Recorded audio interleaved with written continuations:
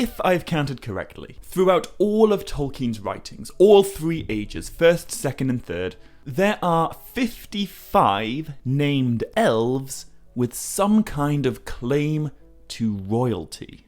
Actually, there's way more than that if we include all the spouses who married into royalty, but for the purposes of this video, I'm only going to include the elves that are royal by birth. And what's really cool about these 55 elves is that, for the most part, they all belong to one of two families. All of them can trace their royal claim to one of two ancient characters. And these two characters were once best friends. They are the first ever High King of the Noldor and the first ever High King of the Sindar. And every royal elf from the beginning of days to the departure of the last ship is royal because of one of these two. Well, alright, technically no, there are 4 exceptions on this list, but none of them are exactly household names. Ingwe and his son Ingwion are about as minor as any character can be, although I will mention them again in this video, so their names are worth remembering. Gwyndor, on the other hand, he actually is a very important character in the tale of the children of Húrin, and he is referred to as a prince, although he's not directly part of this wild family tree. However, the reason that he is a prince is because he is so in the sphere of influence of a king who is the grandson of one of those two guys. And the final name belongs to an elf called Denethor, a king of some First Age wood elves who dies in the same chapter he's introduced in, and then his people never take another king. So this isn't like a royal family, it's just one guy who isn't really a particularly big deal. But everyone else, yeah, they are related. It's a pretty complex web, but once it's untangled, you will see that everyone is connected. Everything is relevant. Elven royalty is a big deal, and it all begins with those two guys way back in the deeps of time.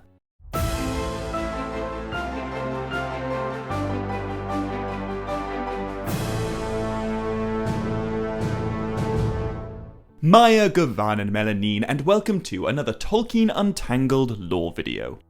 So, Elven royalty, right? This is pretty cool. Every name on this list that's written in white is a member of the High Elven Noldorine royal family, and every name in black is a kinsman, or woman, of the Dark Elven Sindar royal family. If the name's in purple, I'll get to that.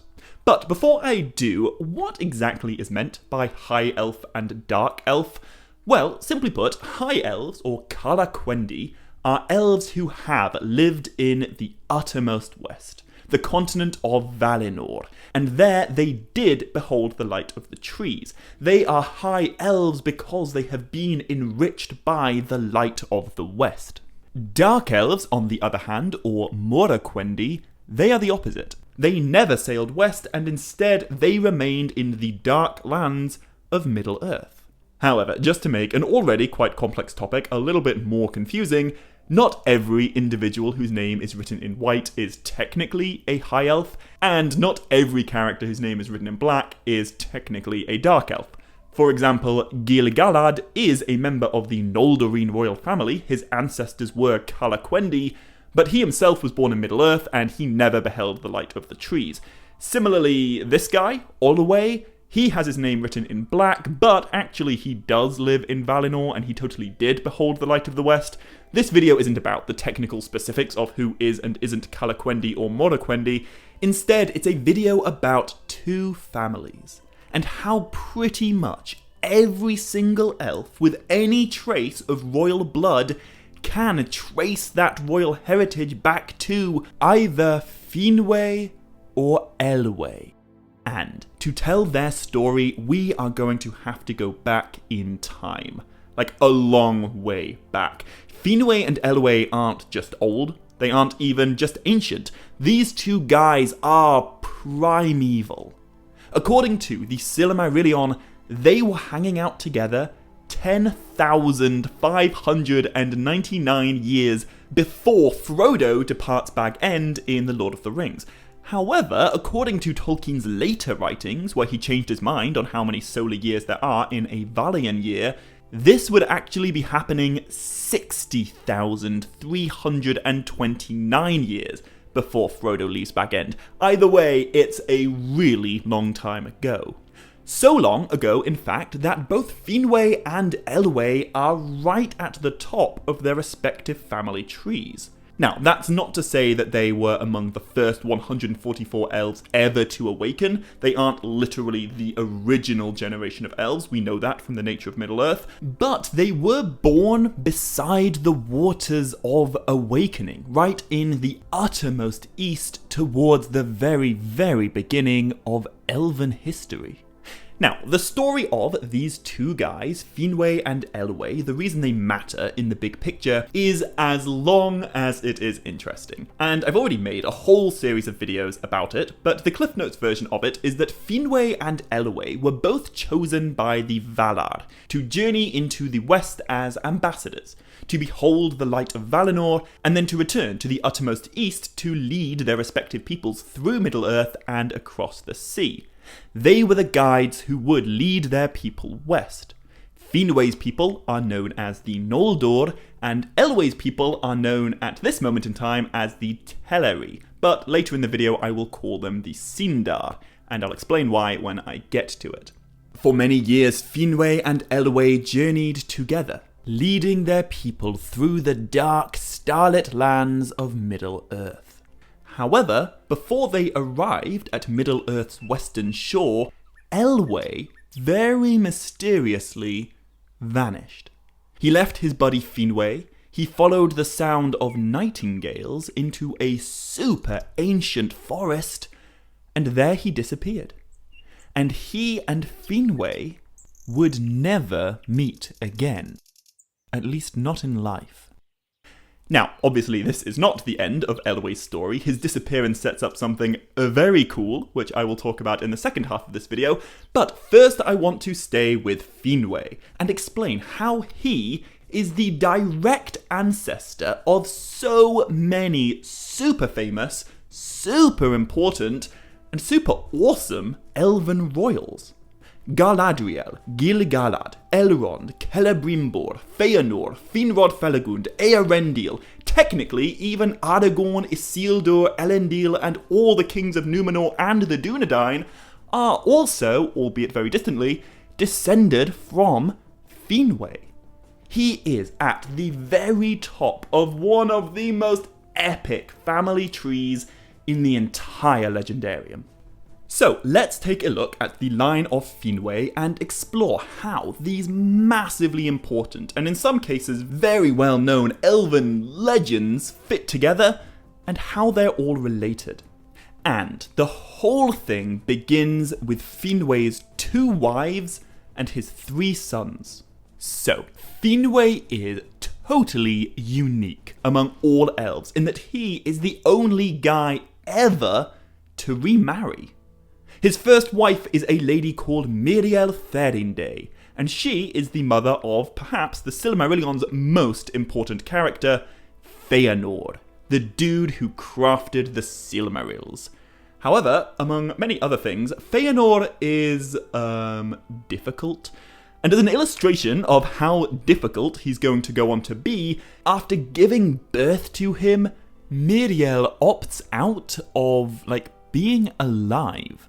You know, she's not killed in childbirth, nothing like that.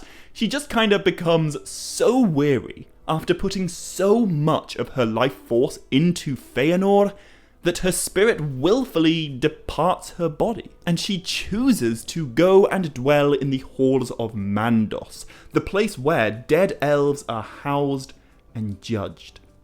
Which means after Feanor is born, Finwe became the first widower ever to exist in the Undying Lands. Now, I'll talk about his second wife in just a minute, but that firstborn line of Finwe's, the descendants of Feanor, are immensely important to the story, but not necessarily in, a good way. I feel that Feanor is quite a divisive character among Tolkien fans. Some people absolutely love him, some people love to hate him. I have a whole video on whether he's a hero or a villain, and a whole playlist of videos on his role in the story. But what I'll say right now is that he and his sons do terrible things throughout the First Age. And by the end of his life, Feanor is pretty unambiguously awful. Like the mass murdering kind of awful. Anyway, during his life, Feanor had 7 sons, the first 7 grandchildren of Finwe. And these sons are very, very complicated. The elder 2 are wonderful, but the middle 2 are even worse than their father. Seriously, Celeborn and Fingolfin are 2 of the most evil elves ever to live. They are horrendous. But, unfortunately, due to a cosmically binding oath that they swear, called the Oath of Feanor, all 7 of Feanor's sons are doomed to do heinous things throughout the First Age. They're not all villains, but they do all commit villainy. And none of them make it to the Second Age. Feanor dies pretty early on. 6 of his sons are killed in the whole drama with the Silmarils. That's what the Silmarillion is about. And the last one simply wanders away, never to be seen or heard from again. The sons of Feanor are an exclusively First Age thing. However, there is one exception. Out of all 7 of Feanor's children, only 1 has a child of his own. Feanor only has 1 grandchild. Finwe only has 1 great-grandchild via Feanor and his first wife, Miriel. And that grandchild of Feanor's has a name that I'm pretty sure all of you guys will now be familiar with. Celebrimbor. Just as Feanor was the greatest elven craftsman ever to live, his grandson Celebrimbor was probably the second greatest elven craftsman ever to live. Feanor forged 3 Silmarils, and Celebrimbor forged 3 Rings of Power. But what I find so amazingly fascinating about Celebrimbor and his role in the family is that he is the son of Fingolfin. Like the worst one of Feanor's sons. But Celebrimbor does not partake in the villainy of his father and grandfather. He doesn't do very much at all in the First Age, but what he does do is repudiate the evil deeds of Fingolfin, his father. He stands against the House of Feanor when it really matters. And by the time that the Second Age comes around and Celebrimbor truly comes into his own, he is the last surviving descendant of Feanor's. Apart from that uncle of his who disappears forever. But he's also kind of like a redeeming figure of that line of the family. I'm not trying to imply that Celebrimbor never does anything wrong, but he is a good person. He's very similar to Feanor in his love of crafting, but morally he is so much better. Now, I don't want to go spoiling the Rings of Power show for anyone who's enjoying it, but we all know Celebrimbor isn't alive during The Lord of the Rings, and when Celebrimbor does eventually die, that is it for the line of Feanor. They matter so much, and yet relatively early on, at least in the grand scheme of things, they are entirely extinct. Every single descendant of Finwë's who lives on post-Celebrimbor is a descendant of Finwe's other 2 sons and his second wife. So, who are these other 2 sons? Well, the short answer is 2 of the most epic characters ever. But before I can talk about them, I first need to mention who their mother was. So, remember that Ingwe and his son Ingwion, who I mentioned at the beginning of this video? Well, Ingwe is the High King of the Vanyar. He is separate from the Noldor or the Teleri, but in Morgoth's Ring we are told that Ingwe had a daughter called Indis. And Indis is the second wife of Finwe. Also, just like her father and brother, Indis is one of the Vanyar, the least relevant, but also the most special clan of High Elves. And the reason that her Vanyarine heritage is worth mentioning is because the Vanyar are known for their beautiful golden hair. And one side of Indis's descendants will famously share that radiant golden hair. Indis is the grandmother of Galadriel. But I'm getting ahead of myself. After the departure of Miriel Therinde, Finwe married Indis of the Vanyar, and together they had 2 sons, Fingolfin and Finarfin. Both absolutely wonderful dudes. Some of the best characters ever are children, grandchildren, and great-grandchildren of these awesome brothers. And I'll start with Fingolfin, the elder brother, the second son of Finwe, the half-brother of Feanor. Now, despite the fact that Fingolfin is the second son, and so you'd expect Feanor to be the one to inherit the kingship after Finwe, that's not actually how things go. I have a whole video explaining Fingolfin's life and why he is such an unbelievably epic dude, but a very short version of that is that Fingolfin ended up becoming High King of the Noldor because Feanor was such a dick. He ended up getting himself banished from the capital city of the Noldor, and for, frankly, ridiculous reasons, Finwe decided to abdicate his throne and join Feanor in banishment rather than side with his infinitely more reasonable son, Fingolfin. Finwe is a fascinating character, but he is a pretty atrocious father to Fingolfin and Finarfin. Anyway, there is more to it than that, and after the Noldor come to Middle-earth, a civil war kinda almost breaks out between the House of Feanor and the House of Fingolfin. But then the eldest son of Feanor, who is way too good for his father, he yields the High Kingship of the Noldor to his uncle Fingolfin, and from that moment on, the High Kingship of the Noldor continues through the line of Fingolfin. His house becomes the ruling house, while Feanor's house eventually goes extinct. Anyway, what matters right now is that of Fingolfin's children, there are 2 sons whose contributions to this family tree are immense. First, we have Fingon, and after Fingolfin's death, Fingon becomes the new High King of the Noldor. And, fascinating thing about Fingon is that his son, Fingolfin's firstborn grandson, will very famously go on to be known as Gil-galad.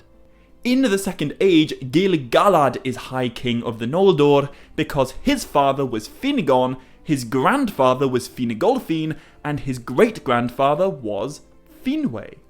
Which means, if you're keeping track, Gil-galad and Celebrimbor belong to the same generation. They are both great-grandsons of Finwe, and Celebrimbor's grandfather was the half-brother of Gil-galad's grandfather. However, there is a slight spanner that needs to be thrown into the works here.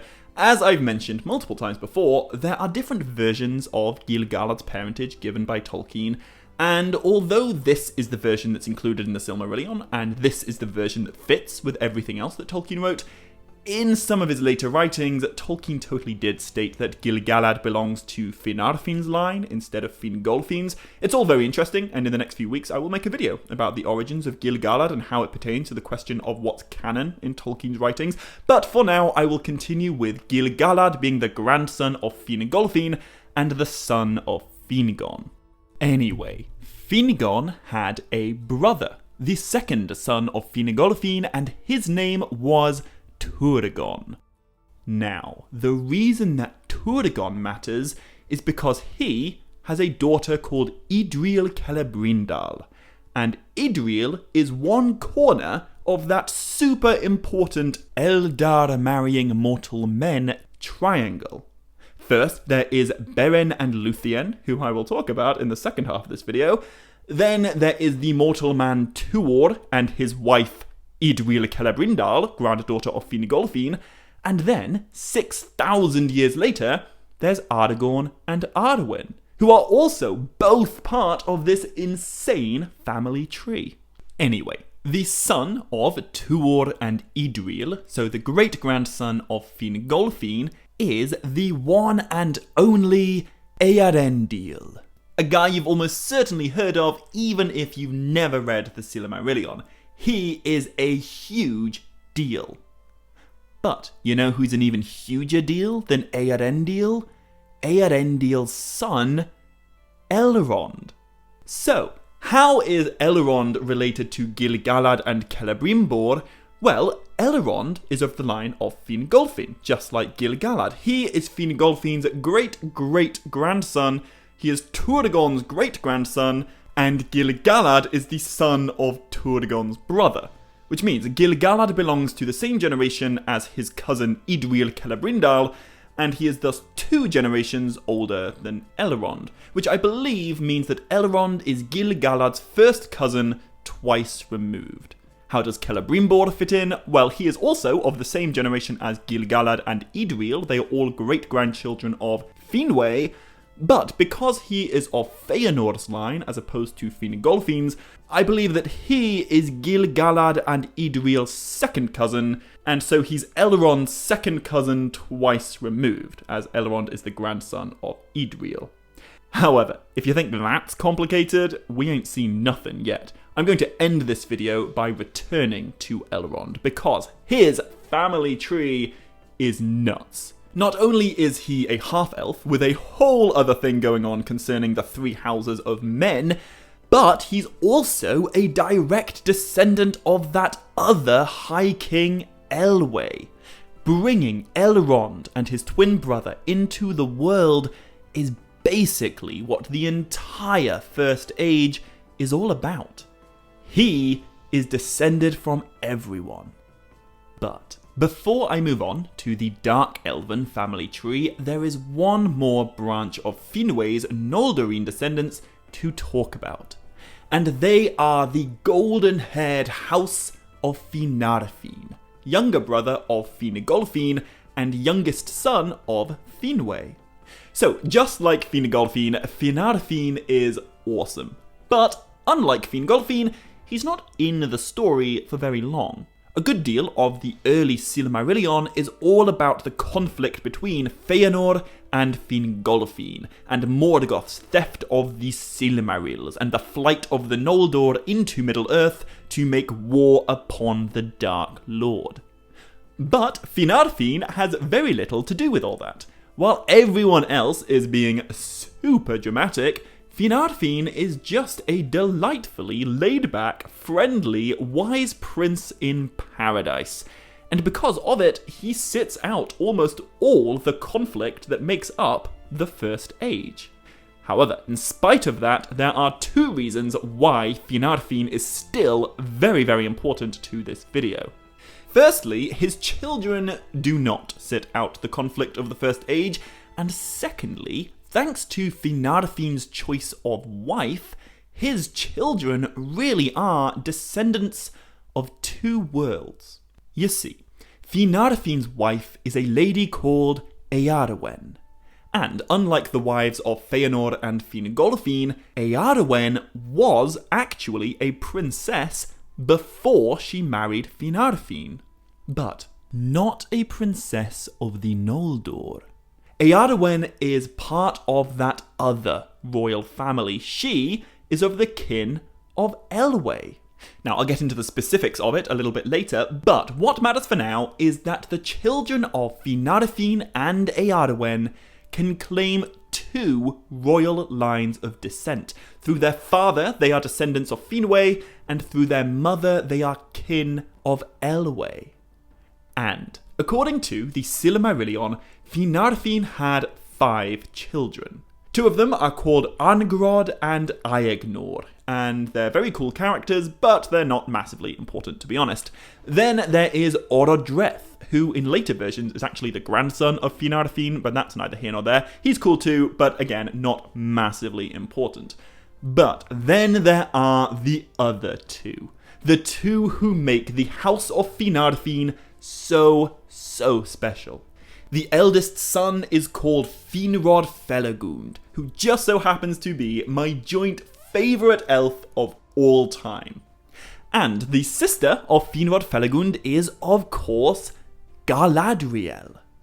Now, I already have a whole video explaining why Finrod Felagund is the absolute bomb. I won't gush about him right now, but I do want to take a moment to focus on Galadriel.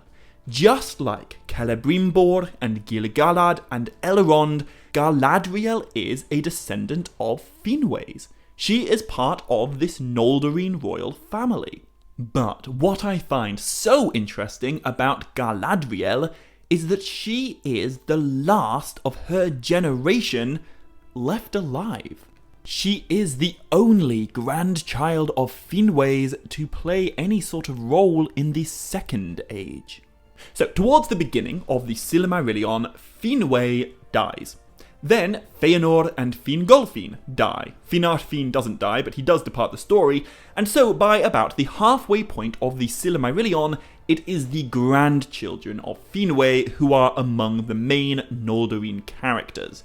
The sons of Feanor, the children of Fingolfin, and the children of Finarfin.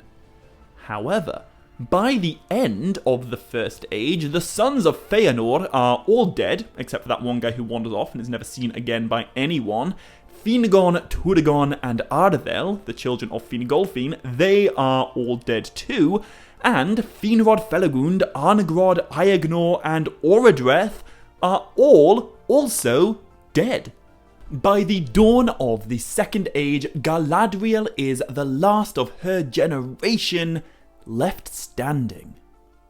And the reason that this is so important is because during the Second Age, a good deal of the plot is moved along by the great-grandchildren of Finwë, Celebrimbor and Gil-galad, as well as Finwë's great-great-great-grandchild, Elrond. But whilst those guys are moving and shaking the Second Age, so too is Galadriel. But she is older than any of them. She is a whole generation older. She is a cousin of Celebrimbor and Gil-galad's fathers. She is a cousin of Elrond's great-grandfather. So, although there's a lot more that could be said about all of these characters, hopefully it's now slightly more clear that through the three sons of Finwë, through the three houses of the Noldor's royal family, all of these great elven legends of the First, Second, and Third Ages are related. They are all different branches of the same family tree. But that is only half the story. That is the line of Finwë. Yet there are other elven royals in Middle-earth. Legolas, for example, he is a prince of Mirkwood. Thranduil is the elven king of Mirkwood. Celeborn is the kin of royalty long before he marries Galadriel, and perhaps the most epic elf ever to live, Luthien Tinuviel, she is also the daughter of a king. So how does that work? How does the line of dark elven royalty fit together? Well, to get into that, we are going to have to go all the way back to the beginning, to that moment when Finwë and his buddy Elwe parted ways. While Finwë led his Noldorin descendants across the dark lands of Middle-earth and eventually brought them west across the sea to the blessed realm of Valinor, Elwe got lost in the woods. He disappeared. The sound of nightingales drew him into the forest of Nan Elamoth, and there he met a lady. And because he did, the fate of Middle-earth was changed forever. But before I get into that wonderfully cool part of the story, I have to talk about Elwe's brothers. You see, whereas with the High Elven Noldorin royal family, all of them are direct descendants of Finwë through one of his three sons. But that's not how it goes with Elwe's royal family. Unlike Finwë, Elwe only had one child. There is only one line of direct descent from him. But, also, unlike Finwë, Elwe had two younger brothers. And their descendants are still his kin. They are princes and princesses because they are related to Elwe. Now, the first of Elwe's brothers to talk about is a guy called Olwe. And the thing that makes Olwe special is that unlike the rest of his family, he and his children are not dark elves of Middle-earth. They are high elves of Valinor, Calaquendi. So, back in the beginning, Elwe was the High King of a very large group of elves called the Teleri. But then he vanished. A large number of Elwe's Teleri chose to remain in Middle-earth and await the return of their king. They refused to journey onward without Elwe, and so they waited for him in Middle-earth, and they became the ancestors of the dark elven Sindar. Legolas and Thranduil and Celeborn, they are all descended from these dark elven followers of Elwe's. However, not all of the Teleri stayed and turned into Sindar. There were some who really wanted to go to Valinor and to become enriched by the light of the West, and so they followed Elwe's brother Olwe across the sea, and they came to dwell in a part of the blessed realm called Alqualonde. Which means, although the daughter of Olwe is the first cousin of the daughter of Elwe, they live in completely different parts of Arda, and they never ever meet. Now, who is this daughter of Olwe's, this princess of Alqualonde? Well, I've actually already mentioned her.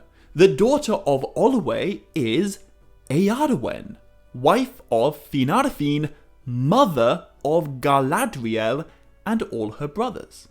Which is very cool. The children of Finarfin have the unique distinction of being grandchildren of the Noldor's High King Finwe on one side, and grandchildren of the Teleri's High King Olwe on the other side. They are children of two worlds, and this is actually visualized in Galadriel's gold and silver hair. The gold of her hair comes from her Vanurine grandmother Indis, and the silver in her hair comes from her Telerine mother, Eärwen. Galadriel's hair shines with the light of both the trees of Valinor, gold and silver. Very cool. Also, if you're keeping track, this of course means that although Galadriel and her brothers are almost always counted among the Noldor, they are actually 75% not Noldor. Through Finwë's second wife Indis, they are 25% Vanyar, and through their mother Eärwen, they are 50% Teleri. Anyway, this mixed heritage isn't just a fun fact, it is actually a really important part of Galadriel's characterization. Because pretty early on in the Silmarillion, she journeys with her lunatic uncle Feanor, and together they come to Alqualonde, the home of Galadriel's mother, which is ruled over by her grandfather, High King Olwe. But because Feanor is just awful, really, he and his host begin to slaughter the Teleri of Alqualonde when they don't give him what he wants. And so Galadriel is put in a position where her father's half-brother Feanor, firstborn son of Finwe, is now murdering the people of her mother, daughter of Olwe. During this kin-slaying, Galadriel switches sides. She stands against Feanor, she defends her mother's people, and it's a really awesome moment. But it's made considerably more awesome when we understand how these family trees work. Once upon a time, Finwe and Elwe were best friends. However, by this point in the story, Finwe's firstborn son and Elwe's younger brother are staunch enemies, and the children of Finarfin are caught right in the middle. Anyway, although Olwe is the only brother of Elwe's to journey across the sea and to depart Middle-earth, he is not Elwe's only brother. The youngest of the three is called Elmo. And Elmo is, of course, the red dude from Sesame Street. I feel like that's where 99% of people will have heard this name before, but I think it's worth pointing out that Elmo of Sesame Street fame did not make his first appearance until 1980, and by then Tolkien had been dead for 7 years. So this Elmo is the original Elmo. He's the OG Elmo, youngest brother of Elwe and Olwe.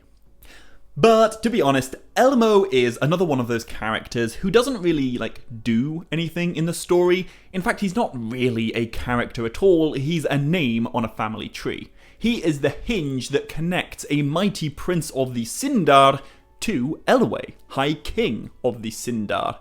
And that mighty prince is Celeborn. So how does Celeborn fit into all of this? Well, Elmo, brother of Elwe, had a son called Galadon.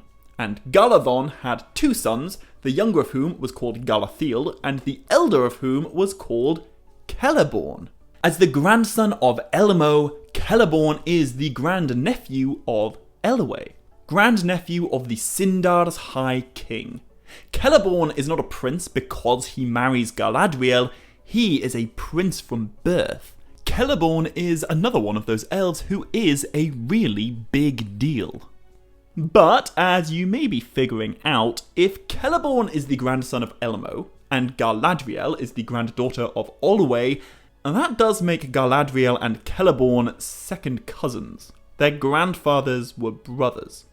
But I wouldn't worry too much about this. First cousins share 12.5% of their DNA, second cousins only share 3.1% of their DNA. Also, DNA is not something that matters much to ageless, timeless, otherworldly beings such as elves.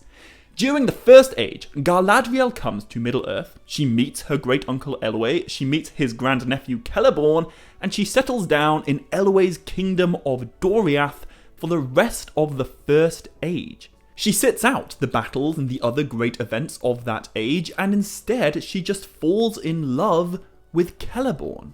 She lives in relative peace, and much like her father Finarfin, she takes no part in the drama that the rest of her family are so wrapped up in. And right at the beginning of the Second Age, Galadriel and Celeborn have their first and only child, Celebrimbor, a princess among both High Elves and Dark Elves. Now, as I'm sure many of you guys know, Celebrimbor will also follow in her parents' footsteps by marrying a very distant family member. And that family member is Elrond. I'm going to try not to lose you here, but there are at least 3 completely separate ways in which Elrond and Celebrimbor are distantly related. First, Elrond's great-grandfather on his father's side is Turdigon, and Turdigon is the cousin of Celebrimbor's mother. Second, Elrond's great-great-grandfather on his mother's side, which I'll get to at the end, is Elwe, and he is the brother of Celebrimbor's great-grandfather, Olwe. And third, Elrond's great-great-grandfather Elwe is also the brother of Celebrimbor's other great-grandfather Elmo. Point is, Tolkien's genealogies are mad complicated, but all of it does check out. Anyway, this brings us to a little bit of speculation, but it is speculation that is drawn out of Tolkien's writings. I may be reaching a tiny little bit, but I don't think I'm projecting. You see, there's 2 more lines of kings and princes to talk about before I get to the actual point of this video, and they are the Elven kings of Mirkwood and Lothlorien. Tolkien tells us that the first king of Mirkwood was a Sindar prince called Oropher, father of Thranduil and grandfather of Legolas, while the first king of Lothlorien was a different Sindarin prince called Amdir. Now, it is nowhere stated that Oropher and Amdir were biologically related to Elwe, but there are enough hints to suggest that they might have been. The fact that they're even described as princes implies that they were in some way kin of High King Elwe, and we know that they both originally came from Doriath, which was Elwe's kingdom.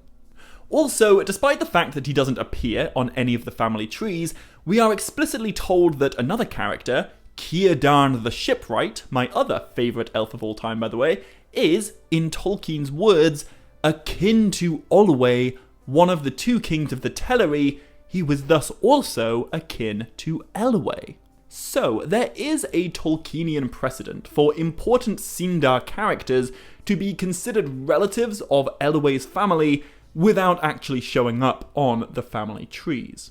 And there is another somewhat compelling piece of evidence to suggest that Legolas is in some way related to Celeborn, and thus by extension Elwe, and that comes in Celeborn's dialogue when Legolas arrives in Lothlorien during The Lord of the Rings.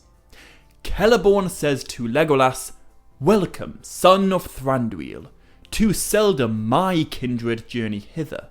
Now, Legolas never introduces himself as the son of Thranduil, and yet Celeborn already knows who he is, despite the fact that Legolas tells us multiple times that he has never been to Lothlorien before. We know that Celeborn began his life as a Sindar prince of Doriath, and we know that Legolas is the grandson of a different Sindar prince of Doriath. I don't know, this is all fairly circumstantial evidence. I don't want to imply that it is a fact that Legolas can claim distant kingship with High King Elwe, but the truth is I don't really think it matters. We know that Legolas's grandfather Ordefair was a prince in Elwe's woodland kingdom back in the First Age. We know Thranduil was born there, and we know Ordefair was the king of his own woodland realm in the Second Age. So, whether literally through bloodline or metaphorically through sphere of influence, the woodland kings of Mirkwood and Lothlorien in the Second Age definitely do acquire their right to rule via some kind of proximity to High King Elwe in the First Age. Anyway, there is one final strand of this story left to tell, and it is through this line that Tolkien takes things from very, very complicated to very, very clever. You see, I have talked about Elwe's brothers and his great-nephews and his distant kin and whatnot, but what about Elwe himself? What happened when he wandered into that wood? Who did he meet there, and how did that meeting change the world? Well, the answer is he met his future wife, the mother of his only child, Mellyn the Navaer. Now, Mellyn is an awesome character, but it's that Maya part that I want to focus on right now. Unlike every other character I've talked about so far in this video, Mellyn is not an elf. She is an offspring of the thought of Ilúvatar. She is one of the Maiar, an angel, a demigod. She is of the same order as Sauron and the Balrogs. And the reason that Mellyn even was in Middle-earth, and specifically in this forest, is because she was, unknowingly, waiting for Elwe. Their union, their family, their direct descendants are part of a capital P plan.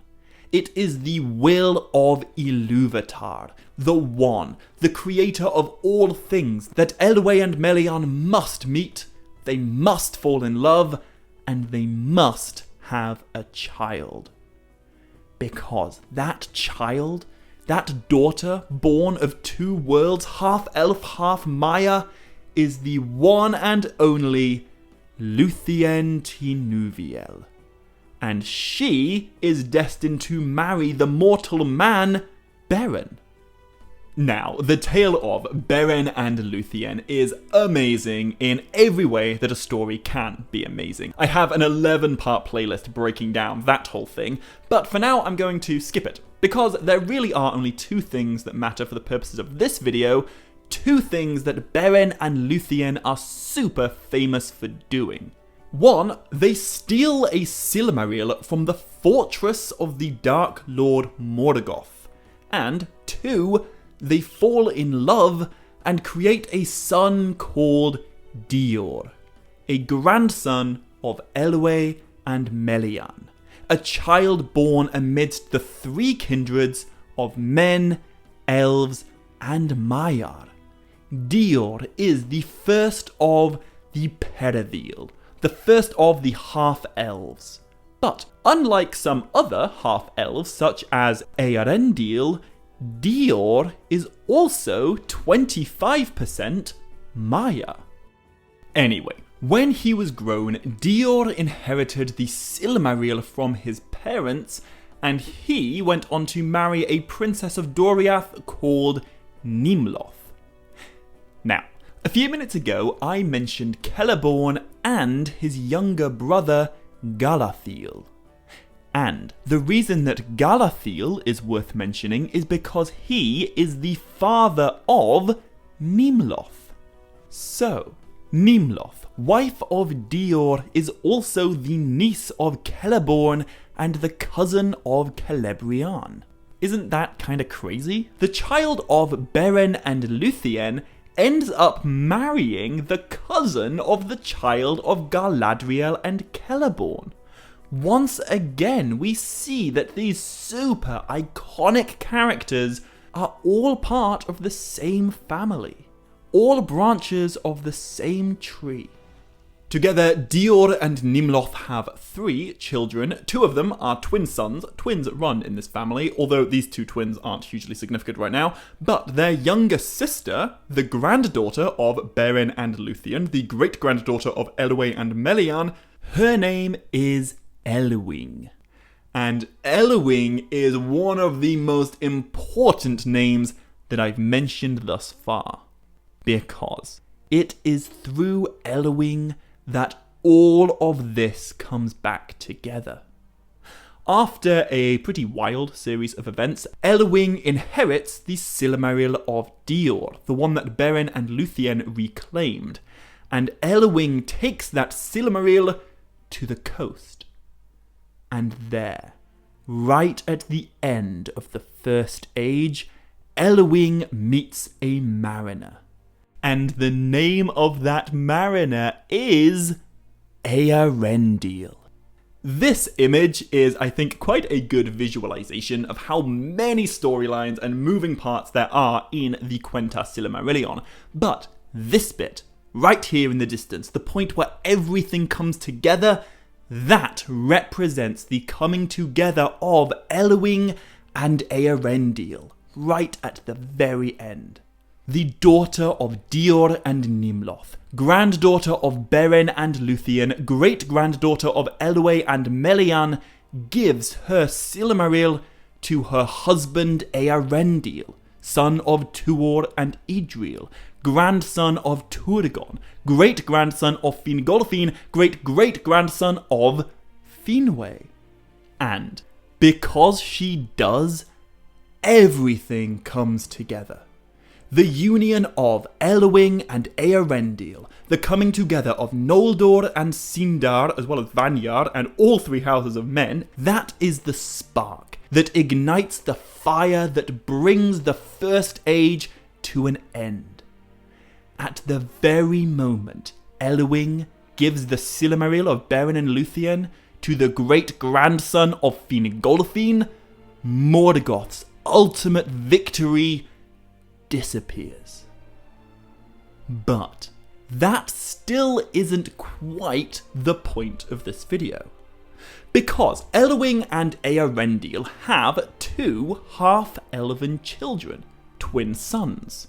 And because these twins are descended from both Beren and Luthien and Tuor and Idril, these half-elves are given a choice to live either as mortal men or as immortal elves. One of the twins chooses a mortal life, and in the Second Age he becomes the first king of Númenor, Tar Miniatur, also known as Elros. And the other twin, he is Elrond. What Elrond's character represents is the coming together of everything. He is related to pretty much every major player in the First Age, and he is at the centre of the drama of the Second Age.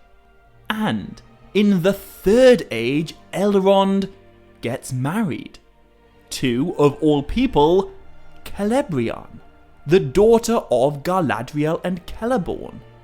Just like his grandparents Dior and Nimloth, Elrond had 2 twin sons and a massively important daughter, Arwen.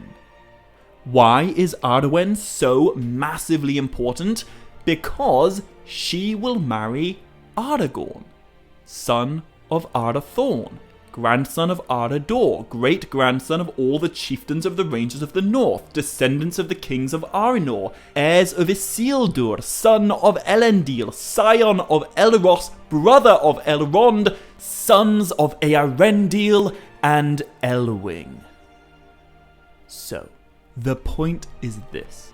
Over 60,000 years after Finwe and Elwe separated, after one went west while the other stayed in Middle-earth, their direct descendants are still at the heart of the Legendarium. Throughout all 3 ages of Middle-earth, it is this royal family that pretty much everything revolves around. And after the Third Age is ended, and the time of the elves is over, and the age of men begins, who is it who inherits the high kingship of the Fourth Age?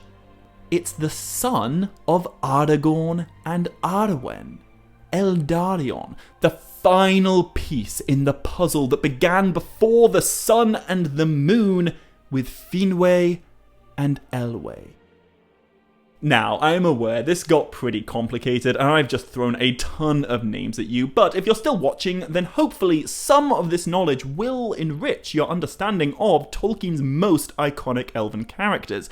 His genealogies are not easy to digest, but once they are digested, everything just kind of makes that much more sense. Celebrimbor is the grandson of Feanor, the craftsman, the eldest son of Finwe. Gil-galad is the grandson of Fingolfin, the warrior, the second son of Finwe. Galadriel is the daughter of Finarfin, the wise one, the third son of Finwe, and she's also the daughter of Elwe's niece. And Elrond, he is the descendant of everyone. So, if you've made it this far, give yourself a pat on the back. This was definitely not my most straightforward video, but I enjoyed making it, and I do think it's important in understanding the scale of Tolkien's mythology. Anyway, if you enjoyed it too, hit like and leave a comment, and to make sure you don't miss anything in the future, hit subscribe if you haven't already. However, until next time, as always, my dear friends, much love, stay groovy, and navaer mellyn.